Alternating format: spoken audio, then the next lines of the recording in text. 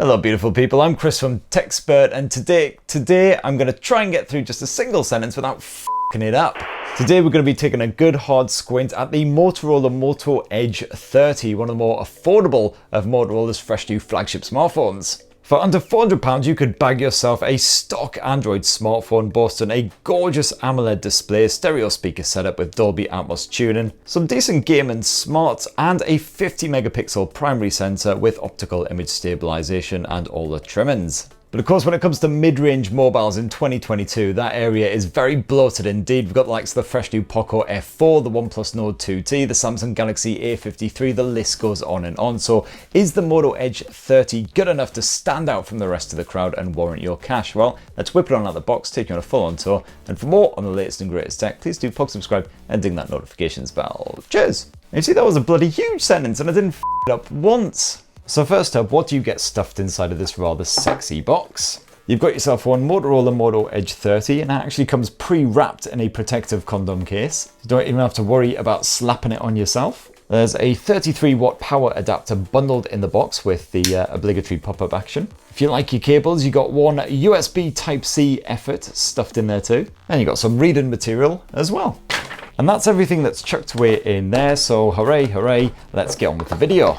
So here is the Motorola Moto Edge 30, and I've got to say, even from immediately pulling it out the box, my first thoughts are, wow, this thing is crazy slim and light. It's just 6.8 millimeters from front to back and weighs just 155 grams, whereas most of its rivals are hitting more towards the sort of 200 gram limit. And yeah, it's not exactly a compact smartphone, it's still a mighty 6.5 incher, but it is quite comfortable to clutch, helped along by the lack of girth. Does feel quite tall and slender, not quite 21:9 like Sony's Xperia smartphones, but close. It's just a shame that Motorola no longer offers the one-handed feature that it used to have packed inside of the Moto app, but never mind, we'll explore all of this in a bit. If you're a bit worried that 155 grams might make the Moto Edge 30 feel a bit light, a bit sort of toy-like, don't worry at all. It's still got a reasonable heft to it. It just doesn't feel absolutely brick-like, unlike a lot of its rival smartphones. It really is very palm-pleasing indeed.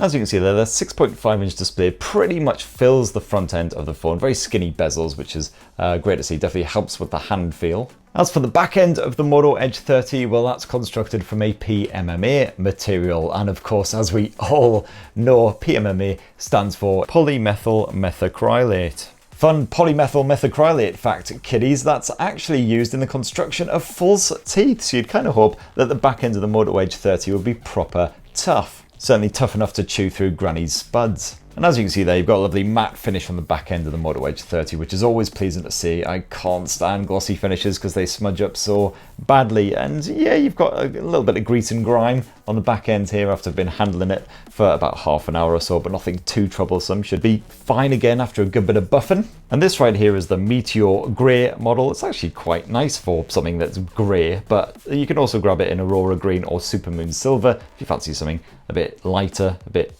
cheerier. You've also got IP52 splash resistance here, so the Moto Edge 30 can get a bit moist without any mishaps, but definitely don't go dunking it into a sink, a bath, anything like that. It wouldn't like that very much at all.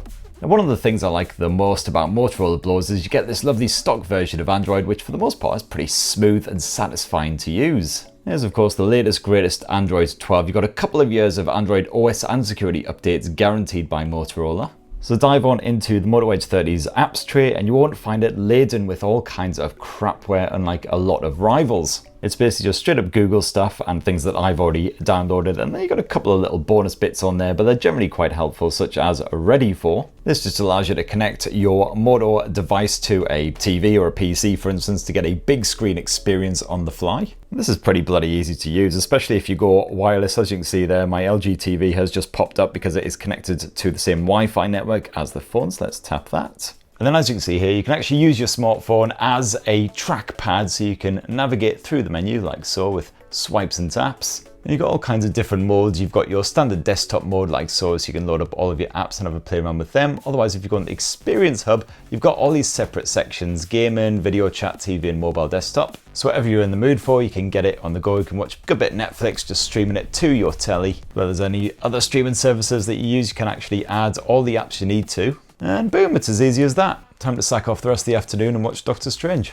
All the other bonus Motorola features are generally packed away inside of the Moto Experiences app. You can find a lot of this stuff also buried away in the settings, but it's all here in one handy hub so you can quickly and easily personalize your smartphone. You can change up the icon colors, the fonts, all kinds of shenanigans. The color scheme can be taken directly from your wallpaper, otherwise you can custom fit it to provide whatever kind of colors you want. Nice bit of blue, very charming. The only thing I've been struggling with here on the Moto Edge 30 is the wallpapers, namely set in my own desktops that I've downloaded from wall.alphacoders.com. So for instance, if I try selecting something, it just crashes back to this section. It means I have to do the ball lake method of doing it, which basically involves going into files and then selecting it and then going to use as wallpaper, etc. That weird little quirk aside, it's all good. You've got the same excellent gesture support. So for instance, you can quick load the camera with quick double wrist twist. Oh, a gesture which gets harder and harder with every Motorola phone I unbox. And of course, yes, the moment you've all been waiting for and that I've been waiting for, my personal favorite.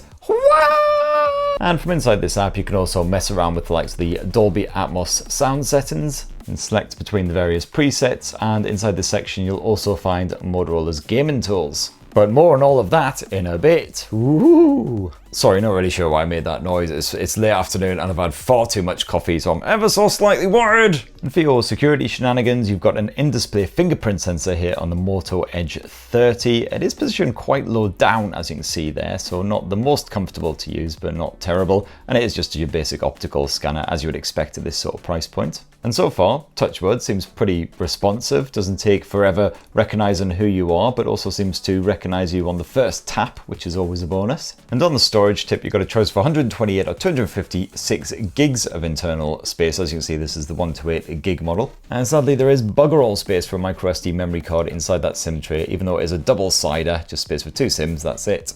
I gotta say, I am rather enamored with that 6.5-inch AMOLED display. It is a proper beauty. You got nice wide viewing angles, seems pretty punchy on that top brightness level as well. Seriously deep blacks, nice sharp contrast. In fact, you got HDR10 Plus streaming support on this thing as well. Nice poppy colors as well, but visuals are pleasingly natural and realistic when you are streaming the likes of HDR content. It's a full HD plus screen, so plenty of detail packed in there for your photos, your videos, whatever you happen to be up to. And yeah, the selfie orifice is centrally positioned and not the smallest I've ever seen, which, yeah, it does intrude on the action when you go full view, but nothing too horrendous. You got a lot of controls to muck around with here in the display settings. You've got the likes of the night light, just to make things easier on the eye in the evenings by filtering blue light. You can actually change up the color reproduction as well. You got flicker prevention and all of those gestures we were going through earlier. And then also you can tinker with the display refresh rate, which as you can see there is set to dynamic. You can boost it up to 144 Hz, the maximum refresh rate, full time if you like. And certainly the UI feels nice and nippy, and when you're opening apps as well, they just pop up in a lovely smooth fashion. And then like many other mid-ranges around this sort of price point, the Moto Edge 30 rocks a stereo speaker setup. We're talking a proper dedicated bottom-mounted speaker here on this bottom edge, and then also the earpiece speaker up top. So does it not suck? Well, not quite the absolute best as far as true wireless earbuds go, the likes of the Sony XM4s for instance, definitely. And wow, bloody hell, that's got actually a bit more power than I expected on that maxed out volume. That would be absolutely perfect for watching a video or whatever in a really noisy environment, kids screaming all around you, give it a soft play or something like that. Although, as you may expect, that bottom mounted speaker unfortunately has a bit more grunt compared with the tinny little earpiece speaker up top. Because you've got that Dolby Atmos tuning, which I showed you earlier, and a good bit of Bluetooth 5.2 support if you want to stream some audio to some headphones instead. Highly recommended actually in a soft play environment. But no headphone jack, boo! Now, powering the Motorola Moto Edge 30 is Qualcomm's Snapdragon 778G Plus chipset, and not quite as much grunt as some rivals around this price point, the likes of the OnePlus Nord 2T and the Poco F4, which I just reviewed. And that's backed by the 6 or 8 gigs of RAM. I got the 8 gig model right here, but still very respectable everyday performance because, of course, you've got that stock Android finish, so there's no clunky launchers sat on top weighing it down.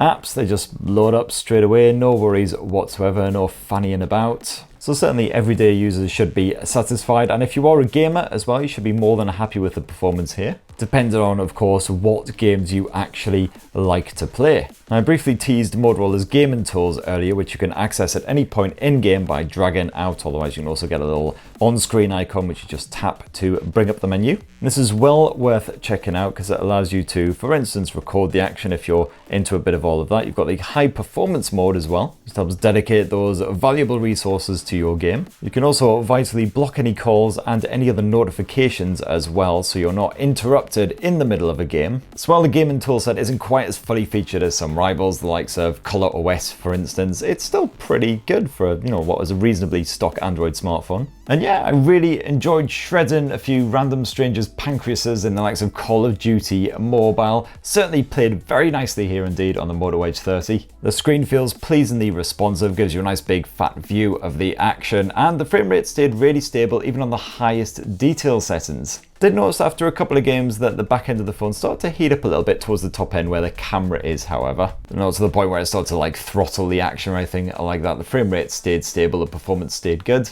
What definitely did test this phone out a bit more was a solid bit of Genshin Impact action. Again, this played better than I thought it would, just on the standard medium to low detail settings. You see the occasional tiny little judder or stumble, but nothing too bad at all. It's perfectly playable. However, of course, if you do try and bump up the detail levels, then yes, you will start to see some serious drops in frame rate, so I'd recommend not doing that. And again, the back end of that handset towards the top where the camera chassis is started to get pretty toasty after just about 30 to 40 minutes of gameplay, so probably not the best if you want a smartphone to game on for 2 or 3 hours at a time. And as well as a tasty bit of sub-6 5G action, the Motorola Moto Edge 30 also comes packing Wi-Fi 6E support, so nice nippy connectivity. And the battery life seems pretty bloody good on this Moto blower as well, despite the fact that the cell packed inside of that rather skinny chassis is smaller than most of its rivals. It's a 4020 mAh capacity battery. But the good news is that since I fully charged this, I've had the screen on for almost 2 full hours, been playing a good bit of Call of Duty, I've been streaming some Disney Plus and showing off all the various features, and the battery's only drained to 74%. And that's probably helped by a combination of the fact you've got a pretty stock version of Android on here, no clunky heavy launchers, no other apps sucking up juice in the background, all nefarious-like, and also the fact that the Snapdragon 778G chipset is pretty energy efficient. And when it is time to power the Moto Edge 30 back up, well, you got support for 30 watts turbo power, not quite as turbo as some of the other Motorola phones that I've fondled. For instance, the Moto G60S, I think it was, supported 50 watt fast charging. But it's not bad at all, and unfortunately, yeah, you don't get any wireless charging support here, but that's pretty typical for a smartphone around this sort of price point. Last up, the camera tech, and what you have here is a triple lens setup spearheaded by a 50 megapixel primary sensor with optical image stabilisation built in. Which one is it? I don't really know, I'm just going to point at all of them, probably that one. Now, I really like the Motorola camera app, which is pleasingly easy to use, one-handed. As you can see there, you can drag down all of the main camera settings from anywhere on screen and quickly flick between all of the various different camera modes, of which there are many. You think that there's quite a few, and then you get to more, and it's like, oh my god! Anyway, head to the main photo mode in full auto, and it's got those AI smarts built in, so it will suggest switching to a different mode if appropriate. So for instance, got a bit of portrait when it detects a human face, like good old Veronica here. And it's all very easy to use, but you've got plenty of customization in there as well. So for instance, you can change up the level of the bokeh effect in the portrait mode. And you can also quickly and easily swap between the two main lenses, the 50 megapixel primary sensor and the 50 megapixel ultra wide angle shooter. There isn't a macro lens on here, that just uses the ultra wide angle shooter as well. Just gotta get up really close and personal for that one. The third and final lens is actually a basic depth sensor for your portrait mode. If you know your way around a DSLR, you've also got a full-on Pro mode, which you can shoot raw images in, or just JPEGs, or both if you like. And then all of Motorola's usual bonus bits, including a dedicated night vision mode, a bit of spot color, of course. If you haven't used this before, this allows you to highlight just one color and drain the rest of the picture so it's black and white. You've also got an ultra-res 50 megapixel mode as well, in case you want to shoot a snap and then crop in digitally just to get a kind of a zoom effect, just not quite as good. And I believe it's 4-in-1 pixel bin used by the Moto Edge 30, so when you do shoot away in standard auto mode, you will be snapping 12.5 megapixel images. And here's just a few test shots that I snapped around the homestead over the course of about 24 hours, just to give you an idea of how the Moto Edge 30 handles different kinds of light, different conditions. And as you can see, on the whole, quite nice, finely detailed pics, not too troubled by strong saturation, really sharp contrast, things like that. In low light, yes, you do get a bit of noise creeping in and you want your subjects to be as still as possible, but otherwise pretty decent. If you like to shoot lots of home movies, well, you can shoot away in either full HD resolution. Otherwise, you've also got a 4K option if you like. And if you dive on into the video settings, you see at 4K level, you've also got the option of turning on the HDR10 setting. And again, here's just some basic footage I snapped around the homestead of my fuzzy little buddies here. Thankfully, this was shortly before they discovered a mouse and then absolutely tore it to shreds. That would have been definitely not particularly PG friendly. And then last up around front, there is a 32 megapixel selfie shooter, which again seems pretty bang on the money when it comes to just basic, simple, shareable shots. And again, seems to cope pretty well with strong light and no worries if you're trying to snap yourself against a bright sky or whatever. And in low light, not bad at all either. And the Moto Edge 30 should be pretty good if you fancy yourself as a bit of a vlogger as well, because you can shoot yourself again in gloriously crisp Ultra HD 4K resolution, and the image stays pretty sharp even when you're indoors, not much noise introduced. Audio pickup's pretty clear as well. And there you have it, my wee beauties. That in a nutshell is the fresh new Motorola Moto Edge 30 smartphone, a pretty strong rival to the likes of the OnePlus Nord 2T, the Samsung Galaxy A53, the slew of other mid-range mobiles that have hit in 2022. I like the media chops, I like the camera tech, the performance, while not quite as powerful as some of its rivals, they're absolutely fine for your everyday shenanigans and fine for your gaming as well, as long as you aren't trying to play Genshin Impact or Apex Legends on the maxed out detail settings. And just remember to take regular breaks, because otherwise it gets a little bit toasty around back. It's not a fan of prolonged play. Now I am hoping to slap my SIM card inside of the Motorola Moto Edge 30 for about a week or so for a full in-depth review, but there are so many phones coming out in July 2022, so please bear with me. I'm losing my freaking mind. But in the meantime, it'd be lovely to hear what you guys think down in the comments below. Please do plug, subscribe, and ding that bell thing, that bloody bell thing, if you want. You don't have to, but it'd be lovely if you did. And have yourselves a great rest of the week. Cheers, everyone. Love you.